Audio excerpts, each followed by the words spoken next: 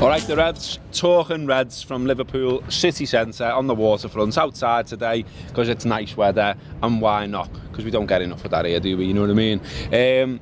We had a bit of a problem the end of last week. People who were asking where Talking Reds had gone. Just, you know, people on holiday, technical difficulties, whatever you want. We just didn't do one on Friday, but we're back.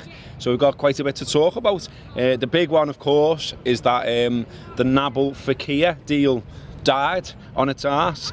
I mean, it's hard to know fully what's gone on with this, and I think this is part of the problem in that, you know, everything we were told on Friday was to expect a 5 o'clock announcement, and we were geared up for it. You know, we had shows ready to go, and, you know, pieces have been written and all the rest of it, and I'm sure it was the same, the media over.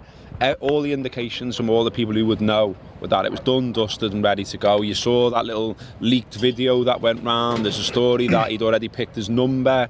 You know, everything seems set, and it all just seems to be pinned on the medical, doesn't it?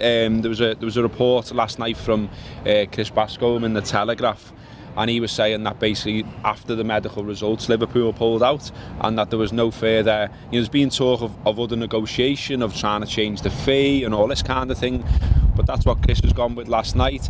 And it feels like it might be one of those where we sort of never truly find out. I think there's going to be lots of speculation that it's something to do with his knee because he had that ACL injury, and then there's talk, I've seen, I mean, it's hard to know who to believe and who not to on Twitter at times, and how legitimate people are. I've seen someone calling themselves a doctor, saying about, you know, the way the knee had been operated on, there was perhaps concern about that. But what Bascombe said as well in his piece was that, you know, the stuff around the medical is confidential.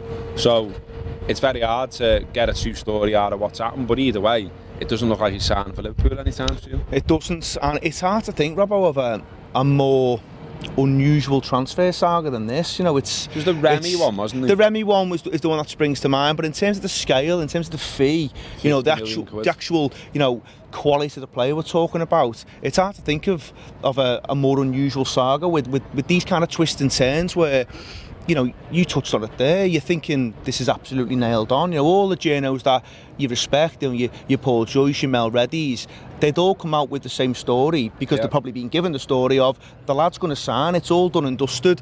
There was then a little bit of talk around Liverpool wanting a second opinion on the knee, but then that again seemed to be that there was no issue with it. I think the head of the France Football Federation had come out and said there's every chance, or, you know, the lad joins Liverpool. You know, there's no concern really around that kind of second opinion piece. I mean, my immediate reaction to it was one of huge frustration, because you just want to see the player in red. You know, you want to see a lad come in who undoubtedly, it's hard to find sometimes a player that kind of everyone gets on board with, you know, from a supporter's point of view. But you'd have to go a long way and dig really deep to find anyone who didn't want Nabil Fekir to come in and play for the Reds. And I think if you look at the lad himself, I mean, we did a little bit on him over in Berlin before we were going to the European Cup final, and he's a player that you think he's going to complement this football team really, really well. What he adds, what he brings in terms of a skill set, will set off all the little bits in the side that you can see actually, you know, this Liverpool team's going to cause loads and loads of problems for the opposition next year if you add him in to what you've already got in terms of goals, assists, what he can do as a player, what he's going to bring to the squad. So to suddenly find out that he's not joining, and you have to feel for the lad as well, because all that PR stuff's gone on around, you know, the interviews. He's obviously, as you said there, he's picked his shirt number. You've got to feel for him, and I know he's probably done all that stuff around, you know, the interview, and it's all been probably about the World Cup, hasn't it? You know, getting it done before he jets off with the French national team. So I get that, but to then find out it's not going to happen, it's just a real kick in the balls, to be honest. Yeah, it is. I mean, it was quite clear that the manager wanted him, that he was the top target, and, you know, for 2 weeks really, I think you've had everyone gearing up for this player joining Liverpool, and it looked like, you know, Leon weren't going to stand in Liverpool's way. I mean, there were little bits and bobs obviously with the club president and all that, but yeah, it looks dead in the water now, and I guess I don't know, moving on from it, the only sort of positive to take, if that's not even the right word, but it is that Liverpool got plenty of time to still do something. I mean, I think it felt to me that Klopp wanted his big business done before the World Cup. Well, it starts on Thursday, doesn't it? So yeah. They'd have to move pretty fast now to find a replacement for Fekir if that's not going to happen. But nevertheless, we got till August the 9th, is it, the deadline? Yeah, right before the season. So, you know, there's still time. What I'm saying is, because Liverpool went hard and early, they've still got plenty of time to go and identify someone else. You would think, well, you know, actually, that they've got lists, that they've got databases, that, you know, they will have other targets. Obviously, it felt like this fella was the top one. But also what it says to me is that Klopp has gone, we need the Coutinho replacement, we need the 10, we need that deeper lad who can join in, who can fill in maybe either side as well with the front three. We need that belter, and it's not the fella from Stoke. It's not it. No, it's not him. It's not that. And I think your point there, in terms of the skill set that Fekir brings, he's a lad who can play, as you said, that attacking midfield position. He can also operate in the front three and do a wonderful job there right across the front three. To find another player like that isn't easy. You know, we know there's players out there like Dembele and Pulisic who've been linked in the past who can also operate across the front three, but are they obtainable in this window? That's the kind of question, I suppose. And obviously Fekir was, the groundwork had been done. We were obviously negotiating with a real hard-faced kind of chairman president, if you like, and obviously we know he's obviously got history for making deals awkward in the past. I know Arsenal struggled to get Lacazette for a number of seasons out of the club, so we seem to have done a lot of the hard work, and for it to fall down the way it's done, it just makes it so hard to take. But I suppose from Liverpool's point of view, and there's loads of theories on this about whether just do the deal, because obviously, you know, he's only had, I think he's missed 10 games in 3 years, and I get all that, and I can kind of see what people are saying. He's not missing football matches, and he's going to the World Cup, so there'll be fitness tests around that. But they are very, very different to a very strict and stringent medical when you're going to part ways with the best part of 50 million quid. And someone somewhere within the medical team have made the decision and said, listen, you know, we can't trust this lad's knee as it stands, and as sad as that is, we're not experts in the medical professions. No. You've got to take a lot of that on face value. And, you know, Klopp wants it done. Edwards wants it done. That's clear to see. We've gone big on this guy. He's clearly the one that we wanted, and I think he's a game changer, if I'm being honest, Robbo, and from what I've seen, and I've seen a fair bit of him. So it's sad from that respect. Your point about Shaqiri being an alternative, he's not an alternative. No, Shaqiri can come in, and that's fine, but for me he has to come in as your fifth choice lad. He's your lad number 5. He's not your replacement for Fekir. He's not bridging that gap enough for me in terms of the front three you've got there. The drop off we know has been too much in recent months. We've been exposed, you know, European Cup final, we know that. Shaqiri, whilst he's got ability and qualities, he's not going to bridge that gap enough for me. Yes, bring him in if that's what Liverpool want to do. Your fifth choice, that's all right for me. I think if he's coming in as number 5, you can kind of make peace with that and say, yeah, he'll add something. He'll get his 20 minutes here, his half an hour's there. Bit of a strange one, because I don't think his kind of skill set, if you like, his output from an effort point of view, you know, running around, doing what you'd expect from a Klopp player, he doesn't really fit that kind of protocol, I suppose. But he has got quality, he's got ability, he's good from 25 yards. He's a maverick. He can get you the goal. He is a bit of a maverick. I think he gets 8 goals for Stoke last year. It's not massive numbers, but decent numbers compared to what they got. So that could well be an alternative, and that's or another lad, I should say, who could come into the squad, and it's gathering a bit of momentum now. So something could happen quite quickly on it, I would imagine. Well, if you want more transfer chat, there's plenty of that on the Anfield app at the moment. If you subscribe to Tour Player, a gutter will be getting recorded today, and if you don't know what that is by now, it is a show discussing all the transfer links to Liverpool, how credible they are, how good they are, how likely they are, and I'm sure some of that show will involve who the replacements or the likely targets are now, given that Fekir looks to be a deal that has now died.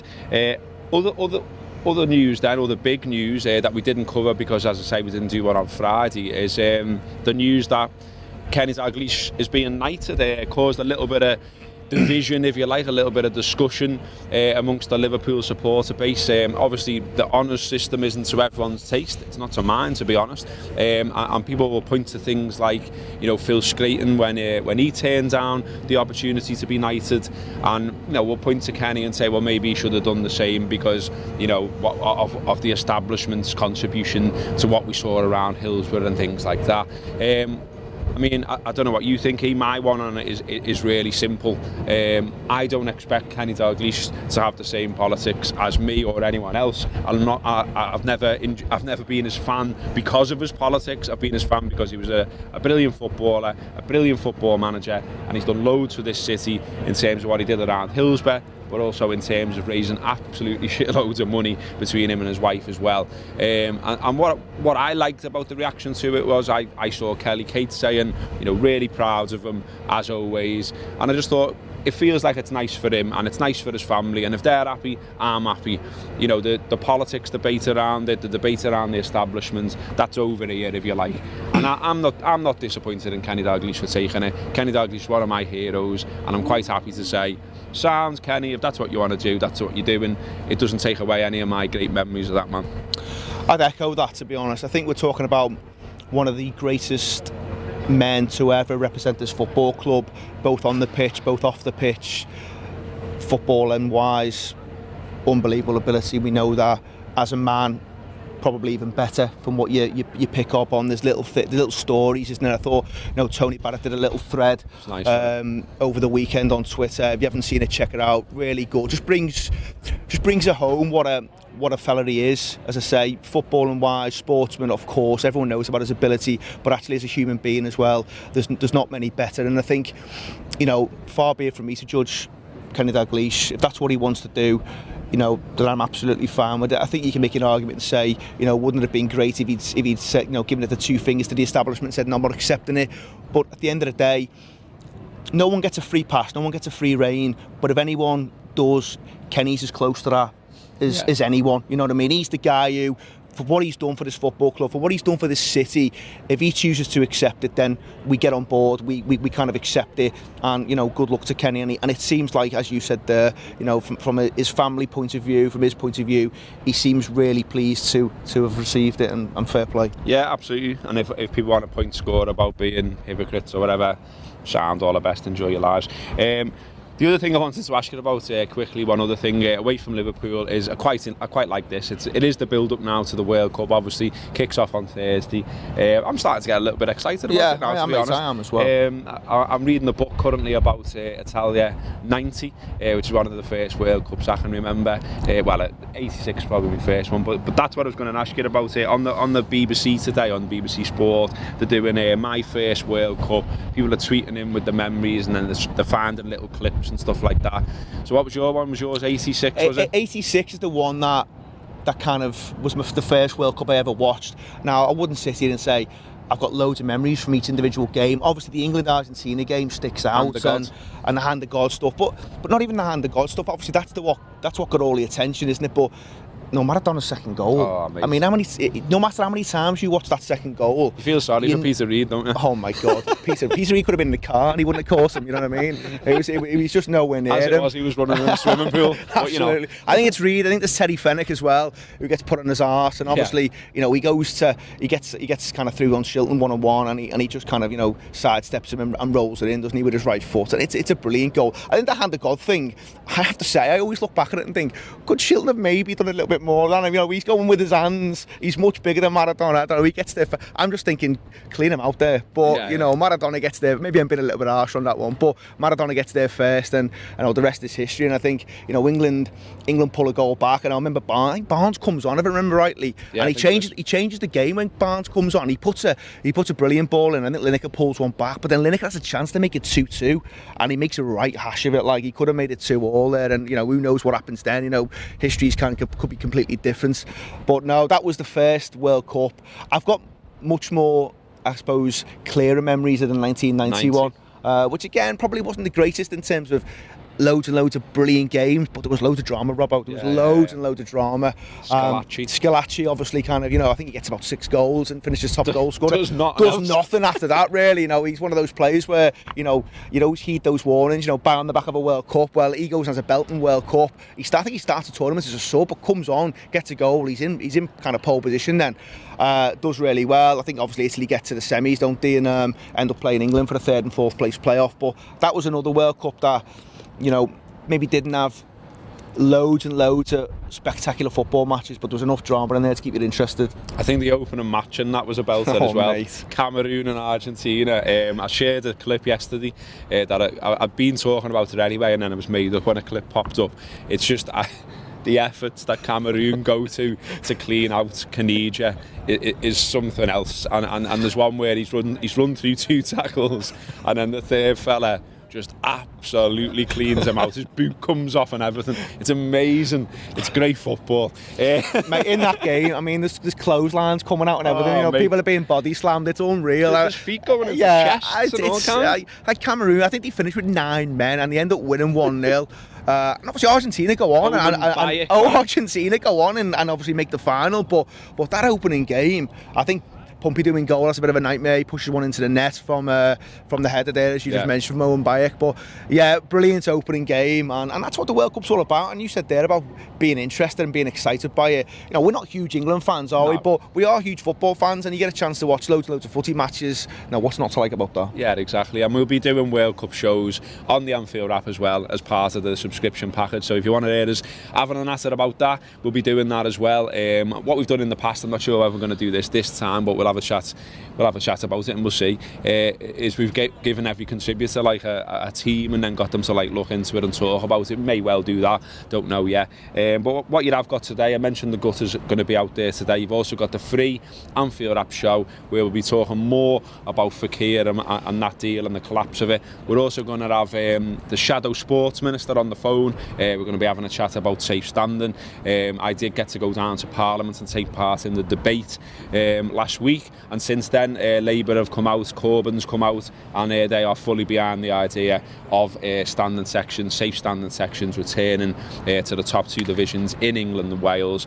All this ahead of the parliamentary debate on June the 25th, which we'll be talking about, covering, and everything else on the Anfield app, because we are, as we've said many a time, supporters of all that. So get on that, have a listen to those, and that has been Talking Reds for today. Thank you.